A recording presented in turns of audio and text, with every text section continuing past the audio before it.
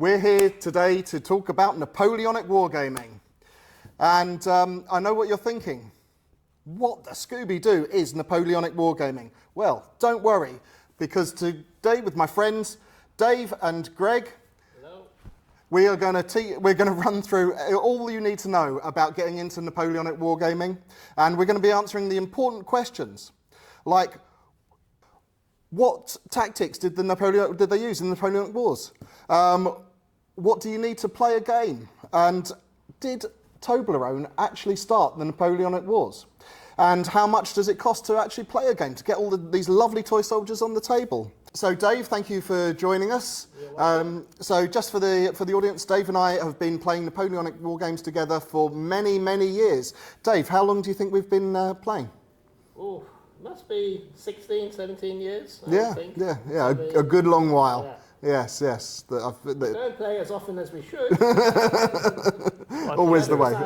Always the way. And here we have Dr. Greg Solgett, our resident Know Nothing punk. So Greg, you've not played historical wargaming before, but you have played a lot of other games. A lot of board games and RPGs. And we played a war game once, a World War II war game, with the two of us. Yeah. And I was left thinking, this is awful, what's the point? So I'm looking forward to actually having you convince me and help me understand what the draw is. Brilliant. Okay. That's a draw. Can't you they're beautiful. Figures. Yeah. Setting them up on it's I have to be convinced that it's a hobby game. Well, I'll ask you about it. Like what the appeal of how much of it the hobby is the painting and the collecting, and how much of it is the game, and are they separable or you know what? How do they relate to each other? So.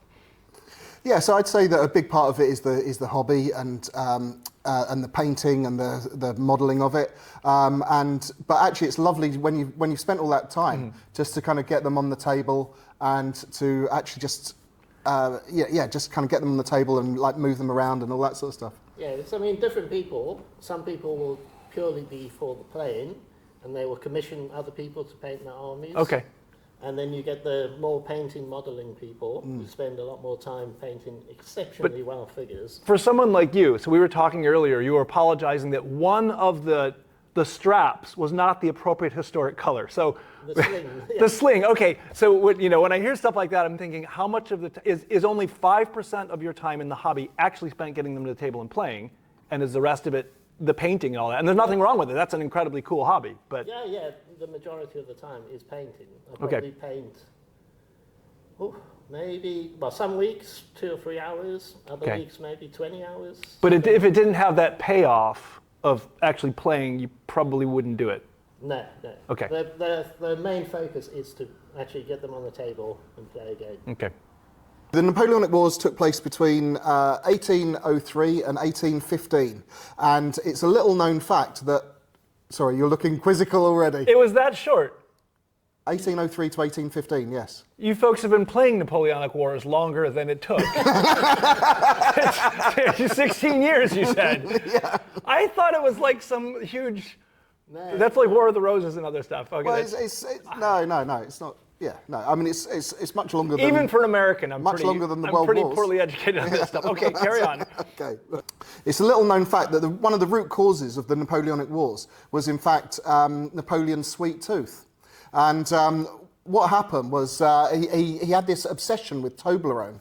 So he went and he occupied Switzerland, and the British were like, "Oi, son, what are you doing in Switzerland? You can't have all the Toblerone to yourself. We want the Toblerone." And it was like, it's like, I look at you in a derisive way. So, and the British were like, "Oi, no, we're not having any of that, son. Lads, in the coach, let's have them." So, that was Is this really true? Well... Pazoot caveat. Okay, but I like it. It's a great story. All right. Well, that's for you to investigate. Certainly, trade with Switzerland was part of the. There was an element of truth in there. Okay, all right, fair enough. It's entirely possible that some facts in this video may be true, but I can assure you that that is completely by accident, and you repeat any facts that are presented here at your own risk of complete ridicule at your local War Games club. among other places, he occupied Switzerland. Okay. And the British didn't like his influence extending out, and they were getting a bit antsy and a bit edgy. So they thought, right, let's have it, son. Let's have some. I'm sure. I can imagine the officers sounding just like that. Sorry, let's have it, son. Okay, chaps. Okay. It wasn't just the British that took issues with him. Initially, Spain were allies of Napoleon's until Napoleon thought, "Oh, actually, I quite like a bit of the old tapas. I think I'll have a bit of that." And rather than having just a little bit of tapas, he decided to go into Spain and take Spain and give it to some dodgy relative, you know. Okay. So he invaded Spain. At that point, Spain thought, "Oh, hang on a minute, the British aren't so bad. We'll flip over and join the British." And then, so then you had what was called the Peninsular War happening out in Spain and Portugal, with Spain, Portugal, and Britain fighting the French there. Then on the other side, you had Russia and Austria would be fighting in. They called them the wars of the first, second, third, fourth, fifth coalition, and it would be coalitions of various nations that would fight. So the Napoleonic Wars are actually a series of a number of separate wars rather than one continuous war. So when the British were at war with them continuously. So when you play it as a game, of course, you need to be careful if you're doing it historically accurately to make sure that you've got the right people on the right sides, et cetera, et cetera. And you could actually change campaign if you're losing. Can you just say, I'm now jumping to the next coalition and my guys are joining yours?